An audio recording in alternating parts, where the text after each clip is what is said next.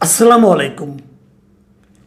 প্রিয় দর্শক, এনসিপির নেতা এবং সাবেক অন্তর্বর্তীকালীন সরকারের একজন গুরুত্বপূর্ণ উপদেষ্টা জনাব আসিফ মাহমুদ সজীব ভুঁইয়া অত্যন্ত চমক সৃষ্টিকারী একটা ইনফরমেশন দিয়েছেন, বলা যায় ফাঁস করেছেন। এবং পাশাপাশি বর্তমান যে বিএনপি সরকার, সেই সরকারের ব্যাপারেও একটা মারাত্মক অভিযোগ উত্থাপন করেছেন। এবং তার এই অভিযোগ কিন্তু একই সঙ্গে অন্তর্বর্তীকালীন সরকার যে নির্বাচনটা দিয়েছিল, যেটাকে ডক্টর ইউনূস ইতিহাসের শ্রেষ্ঠ নির্বাচন বলে ভাবতে এবং বলতে ভালোবাসেন, সেই নির্বাচনের যথার্থতা নিয়েও কিন্তু উনি একটা প্রশ্ন প্রকারান্তরে তুলেছেন। এবং এই বিষয়টা হলো কি, এক কথায় যদি বলি তাহলে বলবো আমরা ডিপ স্টেট। উনি বলেছেন যে এই অন্তর্বর্তীকালীন সরকার, এদের সঙ্গে ডিপ স্টেটের কথা হয়েছিল এবং ডিপ স্টেট অন্তর্বর্তীকালীন সরকারকে প্রস্তাব দিয়েছিলেন যে তারা যেন 2029 সাল পর্যন্ত ক্ষমতায় থাকেন। মানে ব্যাপারটা এমন ছিল, যেহেতু আওয়ামী লীগের ক্ষমতা 2029 সাল পর্যন্ত থাকার কথা ছিল, তারা 2024-এ নির্বাচিত হয়েছে, অতএব আওয়ামী লীগ সরকারের বাকি সময়টা অন্তর্বর্তীকালীন সরকার যেন দায়িত্বে থাকেন, এই প্রস্তাবটা ডিপ স্টেটের কাছ থেকে এসেছিল। দেখুন, এই যে 2029 সাল পর্যন্ত ক্ষমতায় থাকার যে ব্যাপারটা, এটা কিন্তু আমরা একবার শুনেছিলাম একদম অন্তর্বর্তীকালীন সরকার দায়িত্ব নেওয়ার পরপরই ওই সরকারের যিনি ধর্ম বিষয়ক উপদেষ্টা ছিলেন তার কণ্ঠে উনি একবার উচ্চারণ করেছিলেন যে আমরা ওই পর্যন্ত ক্ষমতায় থাকব। তারপর এটা নিয়ে নানা শোরগোল, কথাবার্তা, সমালোচনা হওয়ার পর ওই কথাতে আর কেউ শোনা যায়নি। কিন্তু আমার একটা মনে হচ্ছে এখন, যদি আসিফ মাহমুদ সজীব ভুঁইয়ার এই বক্তব্য সঠিক হয়ে থাকে, তাহলে ওই ধর্ম উপদেষ্টা সাহেব উনি কি এই ডিপ স্টেটের কথার উপর নির্ভর করে ওই কথাটা তখন প্রচার করা শুরু করেছিলেন? এই প্রশ্নটা থাকলো, এই প্রশ্নটা আপনারা পরবর্তী সময়ে এর অনুসন্ধান করবেন। কিন্তু তার আগে আমরা বুঝে নেই যে আসিফ মাহমুদ সজীব ভুঁইয়া কি বলেছেন। বৃহস্পতিবার দিন বিকেলে উনি রাজধানীর বাংলা মোটরে ওনাদের যে একটা অফিস আছে খুব গুরুত্বপূর্ণ জায়গায়, সেই কেন্দ্রীয় কার্যালয়ে স্বাধীনতা দিবস উপলক্ষে একটা বিশেষ আলোচনা সভা অনুষ্ঠানে বক্তব্য দিচ্ছিলেন। এবং বক্তব্য দিতে যেয়ে তিনি কি বলেছিলেন সেটা আমি আপনাদের হুবহু পড়ে শোনাতে চাই, তাহলে আবার উল্টাপাল্টা হয়ে যাবে, বলবেন যে আমি ওই কথাটা বলিনি, ওটা বলেছি। কাজে আমি হুবহু বলি, আমি প্রথম আলো পত্রিকা থেকে নিয়েছি। সেখানে উনি কী লিখেছেন, তিনি বলেছিলেন, আমরা যখন সরকারের দায়িত্বে ছিলাম শুরুর দিকে আমাদেরকে বিভিন্ন শক্তিশালী ইনস্টিটিউশন, শক্তিশালী যাদেরকে আসলে ডিপ স্টেট বলা হয়, তাদের থেকে আমাদেরকে অফার করা হয়েছিল যে আপনারা শেখ হাসিনার যে মেয়াদ আছে 2029 সাল পর্যন্ত সেটা শেষ করেন, আপনারা শেষ করেন, আমরা আপনাদেরকে সহযোগিতা করি। এবং তিনি আরও বলেন, ওনার আরেকটা বাক্য আমি আরেকটা বিষয় কিছু কথা, কয়েকটা বাক্য আমি আপনাদেরকে পড়ে শোনাতে চাই, এটা দরকার। সেখানে বলা হয়েছে তাদের, মানে ডিপ স্টেটের, তাদের সার্টেন কিছু শর্ত ছিল যে তাদেরকে কিছু কিছু জায়গায় ফ্যাসিলিটেট করা, এবং তারা পুরা রোডম্যাপ করেও নিয়ে আসছিল যে বিএনপির নেতাদের তো সাজা আছে, তো সাজা থাকলে সাধারণভাবে নির্বাচন দিলেও তারা নির্বাচন করতে পারবে না, তো তাদের সাজাগুলো না করে আদালতের মাধ্যমে যদি লেংদি করে, আপনারা তো জানেন সেটা কীভাবে করা যায়। আদালতের ডেট ঘুরিয়ে ঘুরিয়ে তারেক রহমানের নিজের নামেও সাজা ছিল, সে যদি সাজাপ্রাপ্ত অবস্থায় থাকতো, নির্বাচন হলেও তিনি বাংলাদেশের নির্বাচনে অংশগ্রহণ করতে পারতেন না। মানে ডিপসে তাদের এই প্ল্যানগুলো দিয়ে দিয়েছিল। দেখেন, এখানে কিন্তু কতগুলি বিষয় আছে, খুব ইন্টারেস্টিং বিষয়। কিন্তু আমি একটা জিনিস একটু বলতে চাই যে তারা যে রোডম্যাপটা নিয়ে এসেছিল, সেই রোডম্যাপের মধ্যে যে কথাগুলি আসিফ মাহমুদ সজীব ভুঁইয়া উচ্চারণ করলেন, সেখান থেকে দুই একটা শব্দ আপনাদেরকে আমি, দুই একটা লাইন আপনাদেরকে আবার একটু রিপিট করি। দেখেন, উনি কিন্তু এক জায়গায় বলেছেন যে কিভাবে মানে একটা আদালতের সাজাকে দীর্ঘায়িত করা যায়, ওই ডেট দিয়ে দিয়ে এই কথা কিন্তু উল্লেখ করেছে এখানে। এই যে যেমন তাদের সাজাগুলো না করে আদালতের মাধ্যমে এগুলো লেংদি করে, আপনারা তো জানেন সেটা কিভাবে করা যায়। এই যে একটা কথা না, যে আপনারা তো জানেন সেটা কিভাবে করা যায়, তার মানে হচ্ছে এই জায়গাটা আমি ধরছি এই কারণে যে দেখেন একজন মানুষ, তাকে আপনি মামলা দিয়ে কত রকম হয়রানি করতে পারেন, এবং সেটা কে করে? রাষ্ট্র করে, সরকার করে। আমাদের সরকারগুলো এই ধরনের আকাম কুকাম করে। এটা কি কোনো ন্যায় নীতির কথা হলো? আমি কেবল ওই সরকারের কথা বলছি না, আমি সব সরকারের কথাই বলছি। তারা এই যে মামলার ডেটটা মিথ্যা মামলা দিয়ে ঘুরিয়ে সময় ক্ষেপণ করা, এবং ওটা করলে পরে তো তারেক রহমানও নির্বাচন অংশ নিতে পারতেন না, এই কথাটাই বলতে যাচ্ছে সে। এখন এটা ডিপ স্টেট আদৌ বলেছে কি না, নাকি আসিফ সাহেব বানিয়ে বলছেন, এটা তো আমি আর জানি না। বাট ওনাদের মাথায় যেটা এসেছে এটা আমি বুঝতে পারছি। মানে এটা ডিপ স্টেট তাদেরকে কীভাবে বলছে, কেন বলছে, এটা আমার কাছে কিন্তু আসলে এখন পর্যন্ত গ্রহণযোগ্য না। আমি আমার প্রশ্নগুলো আরেকটু পরে করতে চাই। আসিফ মাহমুদের আরেকটা আপনার বিষয় নিয়ে আলোচনাটা আমি একটু বলতে চাই। ওইখানে উনি বলেছিলেন, ওই অনুষ্ঠানেই বলেছিলেন, তিনি বলেছিলেন অন্তর্বর্তী সরকারের গুরুত্বপূর্ণ দায়িত্বে থাকা ব্যক্তি বিএনপি সরকারের মন্ত্রী হিসেবে আছেন। বুঝতে পারছেন কার কথা বলা হচ্ছে? ডক্টর খলিলুর রহমানের কথা বলা হচ্ছে, তাই না? এটা বোঝা যায় যে তারা এই নির্বাচনে লেভেল প্লেইং ফিল্ডকে আসলে ক্ষতিগ্রস্ত করেছে।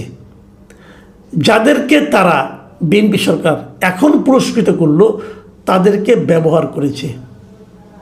দেখেন, আমি আগেও বলেছি, বহুবার বলেছি, মন্ত্রী পরিষদ এটা কিন্তু আসলে তারেক রহমান সাহেব নিজে নির্ধারণ করেছেন। এটাই পার্লামেন্টারি সিস্টেম, গভর্নমেন্টের নিয়ম, যে প্রধানমন্ত্রী ঠিক করেন যে কাকে কোন মন্ত্রিত্ব দিবেন।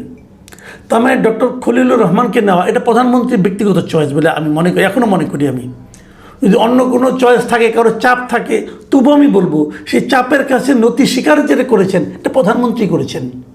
কেন করেছেন আমি জানি না, বাট আমার কাছে এটা ভালো লাগেনি। এটা আমি আগে যেদিন ওনাকে নিয়োগ দিয়েছে সেই দিনই বলছি, এবং তখন আমি এটাও বলেছিলাম এই জন্য আপনাকে পরবর্তী সময়ে অনেক কথা শুনতে হবে। এই যে কথা শুরু হয়ে গেল, কিন্তু কথা কিন্তু শুরু হয়ে গেল। আসিফ মাহমুদ সজীব ভাই কিন্তু এই কথাটাই বলেছেন যে লেভেল প্লেইং ফিল্ডকে ইন্টারিম সরকার, যে এই অন্তর্বর্তী সরকার, তারা বাধাগ্রস্ত করেছে, নষ্ট করেছে। কেন নষ্ট করেছে? বিএনপিকে জেতানোর জন্য, এবং তার পুরস্কার বিএনপি দিয়েছে। আমি জানি না অন্য কোনো উপদেষ্টা আবার এই 11 দলীয় জোট যেটা মধ্যে আসিফ মাহমুদ সাহেবরা ছিলেন, জামাত ছিল, ওই জোটকেও হেল্প করেছে কিনা জানি না। জানতে পারতাম যদি তারা ক্ষমতায় আসতো তাহলে হয়তো তারাও ওরকম কাউকে মন্ত্রী বানাতো কিনা, তাহলে হয়তো বুঝতে পারতাম। কিন্তু এই যে অভিযোগটা উনি করেছে, অন্তর্বর্তীকালীন সরকারের একজন সক্রিয় সদস্য এবং পাওয়ারফুল মেম্বার ছিলেন, উনি অনেক দিন ছিলেন, শেষ দিকে এসে উনি নির্বাচনের তফসিল ঘোষণার পরে রিজাইন করেছেন। এর আগে সবই তো উনি জানেন। তাহলে বিএনপির জন্য এটা কিন্তু একটা মারাত্মক অভিযোগ। এই অভিযোগ বিএনপি কীভাবে সলভ করবে আমি জানি না। বিএনপি কীভাবে এই অভিযোগকে জবাব দেবে? যতদিন যাবে এই জবাব যতদিন বিএনপি না দিবে, ততদিন পর্যন্ত এই অভিযোগটা কিন্তু ফুলে ফেপে বাড়তে থাকবে। আমি রাজনীতিবিদদের বলি, সরকারকে বলি, দেখেন আপনাদের প্রত্যেকটা কথা নিয়ে মানুষ কথা বলে, মানুষ আলোচনা করে, মানুষ প্রত্যেকটা কথার ব্যাখ্যা জানতে চায়। আপনি যদি ব্যাখ্যা দিতে না পারেন আপনার ব্যর্থতা, কিন্তু এই ব্যর্থতার জন্য আপনাকে কিন্তু একদিন ভুগতে হবে। যা হোক, আমি ওই লাইনে যাচ্ছি না, আমি আরেকটু প্রশ্ন আসি। এখন প্রশ্ন হচ্ছে এই ডিপ স্টেট কারা? This is the burning point. Deep state কারা? তার আগে বরং আপনার সঙ্গে একটা আলাপ করে নিই, আসলে ডিপ স্টেট বিষয়টা কি। আসলে এটা বুঝি ডিপ স্টেট কি। আমি ডিপ স্টেটের একটা মোটামুটি ব্যাখ্যা উইকিপিডিয়া ঘেটে বের করেছি, আপনাদের পড়ে শোনাই। সেটা হচ্ছে ডিপ স্টেট বলতে রাষ্ট্রের ভেতরে থাকা এমন একটি প্রভাবশালী, অনির্বাচিত এবং গোপন নেটওয়ার্ককে বোঝায়, যারা নির্বাচিত সরকার বা রাজনৈতিক নেতৃত্বের নির্দেশনার বাইরে থেকে নিজস্ব এজেন্ডা অনুযায়ী রাষ্ট্রীয় নীতি নির্ধারণে প্রভাব বিস্তার করে। তাহলে যদি নির্বাচিত নয়, কিন্তু বুঝেন অনির্বাচিত, মানে যে যে সরকারকে আপনারা দেখেন, আমরা দেখি অন্তর্বর্তীকালীন সরকারও অনির্বাচিত, এটাও ডিপ স্টেটের মাধ্যমে হয়তো আসছে। তো মানলাম ওটা একটা সরকার, দৃশ্যমান সরকার। তো এই দৃশ্যমান সরকারের বাইরে আরেকটা পাওয়ার যা নাকি সরকারকে চালায়, এবং এরা কারা সেটাও আমি যেটা পেয়েছি সেটা আপনার সঙ্গে শেয়ার করি।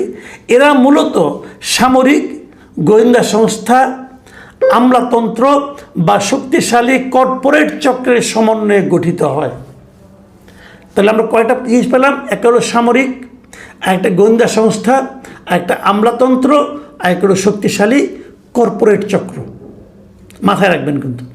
তাহলে আমি এখন জানতেই চাইতে পারি ডিপ স্টেট কারা বলেন, কারণ এরা সবাই সামরিকরা আমাদের এখানে আছে, গোয়েন্দা সংস্থাও আছে দেশে, এখন আমলাতন্ত্র আছে, শক্তিশালী কর্পোরেট চক্র আছে। এদের তো আমাদের জানা দরকার কারা চেয়েছিল একটা অনির্বাচিত সরকারকে আরও 5 বছর রাখতে চেয়েছিল, আরও 4 বছর রাখতে চেয়েছিল। কারা? আমাদের জানতে হবে না? বিনিময়ে তারা কী চেয়েছিল, যদি তাদেরকে আমরা চিহ্নিত করতে পারি তাহলে কিন্তু আমরা ওটাও বের করতে পারবো যে তারা বিনিময়ে কী চেয়েছিল। তারা কারা? প্রথম আলো ঠিক এই কাজটাই করেছে। পরের দিন তারা এই অন্তর্বর্তীকালীন সরকারের যিনি উপদেষ্টা ছিলেন আমাদের আসিফ মাহমুদ সজীব ভূঁইয়া, ওনাকে জিজ্ঞাসা করেছেন যে সেই ডিপ স্টেটে কারা ছিল বলেন আপনি। এখন আসিফ মাহমুদ কিন্তু সেই জবাবটা দেননি।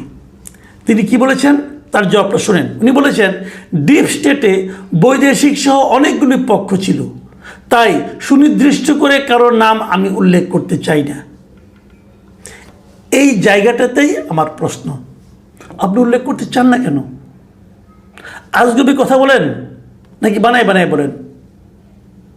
আমি যদি বলি আপনি একটা আওলা বাজানোর জন্য গেলে বানায় বানায় বলতেছেন, আপনি কি জবাব দেবেন? আমি বললাম যে অমুক অমুক আমি জানি, যারা নাকি এই সমস্ত আকাম কুকাম করছে, ভয়ঙ্কর ভয়ঙ্কর আকাম কুকামের নাম বললাম আমি, যে আমি জানি কিছু লোক এই ধরনের ভয়ঙ্কর পরিকল্পনা করেছিল, যেহেতু পরিকল্পনা বাস্তবায়িত হয়নি।